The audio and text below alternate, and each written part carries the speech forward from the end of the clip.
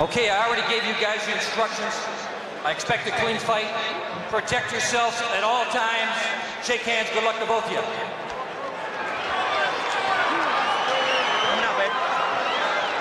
10 rounds of boxing coming your way from Phoenix, Arizona. Narciso Valenzuela against Oscar De La Hoya. The referee, Bobby Ferrara, he says, I've given you the instructions. It's time to go to work. And they do. De La Hoya gets a hug, a kiss, and a slap from Robert Alcazar, his corner, and we are ready to go. 10 rounds of junior lightweight boxing, both 133.5 pounds, both dressed in white. De La Hoya garnished with the bum insignia, and he is by no means a bum. That is a clothing line here in the United States. One of his many endorsements he has already secured. Valenzuela also in white trunks, trimmed in blue, and it's De La Hoya coming out and setting the tempo early here in round one. Valenzuela and De La Hoya. It's easy to see who the crowd favorite is here. He represented the United States, De La Hoya, with a gold medal in the Summer Games in Barcelona. And Valenzuela steps inside a foam move. He drops a left to the chin of De La Hoya, and De La Hoya wasn't quite sure where he was. This is the first time he has felt the canvas as a professional. Oscar De La Hoya stunned here by Valenzuela, who's been in the ring about 10 minutes already. Valenzuela's loose, he is warm, and he backs up De La Hoya again. Rocks him in the first round. Whoa. It is a precedence, I guess, set forth in our first bout tonight. And here is De La Hoya in trouble already in round one. It appeared to be a left uppercut as they stepped inside. Valenzuela showing a lot of quickness and power here in round one. Some said that he might be on his way down, that he had used it already. And De La Hoya comes back and he rocks him with the right. De La Hoya comes all the way back here in round one. And it is Narciso Valenzuela going down as he's sent to the corner for the standing 8 count. Oh my, we've had it all here in round one. And De La Hoya is like a shark creeping in here. He's got to go all the way back, and here we go again. Oh my, both have touched the canvas, and a nice right by Valenzuela. A left by Valenzuela, but it's De La Hoya scoring as he comes right back. De La Hoya landing a right and another right to the head. And he sends him to canvas for the second time here in round one. De La Hoya gets the wake-up call early in round one, and he's ready to go. He smiles. Again, there is no 3 knockdown rule in effect. He's got to wait, and that'll do it. Bobby Ferrara says that's enough. Valenzuela is through. Oh my, De La Hoya, unbelievable fight. If you would have sent this script to Los Angeles, they would have rejected it. They would have said it was too unbelievable. But De La Hoya comes out, he gets a wake-up call, and then comes back to knock Valenzuela out in the first round. So just when it appeared that De La Hoya may be in trouble, he comes all the way back. He says he's all right to Bob Middleman. He says, I'm all right to Bob Arum of Top Rank, and everybody's all smiles. But you could feel everybody's heart stop for a moment here in Phoenix, Arizona, and probably throughout the entire west coast of the United States when Oscar De La Hoya went to the canvas for the first time as a professional. Oh my, early in round one. But then he responds, he gets up, he shakes it off, knocks Valenzuela to the canvas, and then knocks him out to end round one. Unbelievable. Oscar De La Hoya, the golden boy, goes to 11-0, 10 of those now by knockout, and he barely had to break a sweat. I think Valenzuela broke more of a sweat standing in the ring and waiting the 10 minutes for him. Take another look back here at some of the action in round one. And it is De La Hoya going down for the first time in his career. He walked into a punch. He walked into a right, goes back, not sure where he is, gets his balance, says, let's go. And then he comes back and goes to work. After the standing 8 count by Bobby Ferrara, oh boy, did he go to work. Scoring with a left to the head and follows it up with a sharp right and touches him with another combination of flurries of left and right. This was the first time he went down. And then again, he put him away at the end of the fight, right, left to the chin. Oh, that's De La Hoya going down again. That's from the upper camera look. Now we'll take a look at De La Hoya rallying in the first round. A left to the head, another left, and Valenzuela's in trouble here. In big trouble. He goes back into the ropes, and he's done. he is done. The end of round 1. Another first-round knockout for the Golden Boy, Oscar De La Hoya. He goes to 11-0. And you got a question about Narciso Valenzuela. 35-13-2. He came out, he stunned the Golden Boy, and that's about all he did in round 1.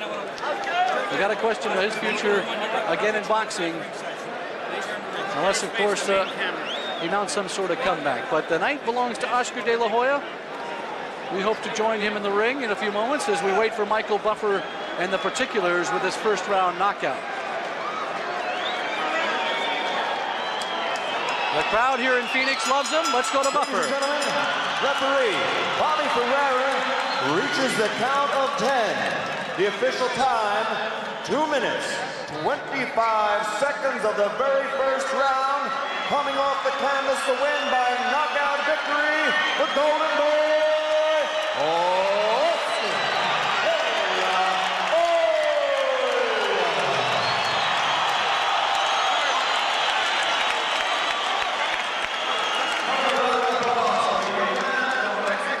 A packed house here in Phoenix, Arizona. They love it. They're excited. They welcome the Golden Boy to the Valley, and they cheer him on. 19,000 on hand to cheer for the duel in the desert, and they're proud of Oscar De La Hoya and coming all the way back for a first-round knockout. Let's now take a moment. Let's go into the ring and hear from De La Hoya and Al Bernstein. San Antonio one. I have Oscar and Team De La Hoya here, which numbers, about 15 or 20. What? Bob Middleman says it's a minion. Yeah, I think so. Now, first of all, let's talk about the flash knockdown in the first round. Couple of things about this. It was a counter right hand that you got hit with. How did he nail you with that? Was your left a little low? Well, my left was a little low. I was throwing combinations, trying to work the body, and that's when he kind of caught me. But I was going in the fight a little cold, and but it went good because I came back. I felt strong. When I got back up, I mean, I didn't really feel dizzy or anything. It was just like a flash knockdown. I came right back up, and everything well for me. Now, one of the things that Barry mentioned, and I thought it was an apt comment, even though you're not a guy that thinks he's going to get knocked down or has been or even anticipates it, you really were cool and collected about it. Oh, I was very cool and collective about it. Actually, that was the first time I've ever been down, so I try to think about what I should do. I mean, I got right back up, but then I thought maybe I should just take it easy, go back down, and just rest for a while. I watched other pro fighters get knocked out, great champions, and learn from them. So it's a good thing, though, you remember to get up at 8 instead of 10. Definitely. Now, you went after him. He was experienced, and in fact, just getting hit with that counter right, a good indication of against experienced fighters, that kind of stuff could well happen. Oh, he's a very well-experienced fighter. I give him a lot of credit for doing that to me. And but I guess I just overpowered him. I had more experience than him coming into the fight because of my amateur career and things like that. But he did have 50 pro big quality fights, so it was a very good showing. And I thank the people for coming, for watching, and it was just another win under my belt. All right, now we talked a little bit earlier today. In fact, maybe we'll start with Steve over here and work our way around in talking about the possible future matchups and all the rest. Hernandez has been mentioned, junior lightweight champion. What about that? We've debated all the junior lightweight champions out there. Gennaro Hernandez has been saying an awful lot about Oscar. The people in LA want to see Gennaro Hernandez fight Oscar. If he's willing to get in the ring, Oscar's going to beat him that day. Now that's the management of Oscar De La Hoya. Now we'll go to the fighter, then we'll go to the promoter who can make it happen. What about Gennaro Hernandez?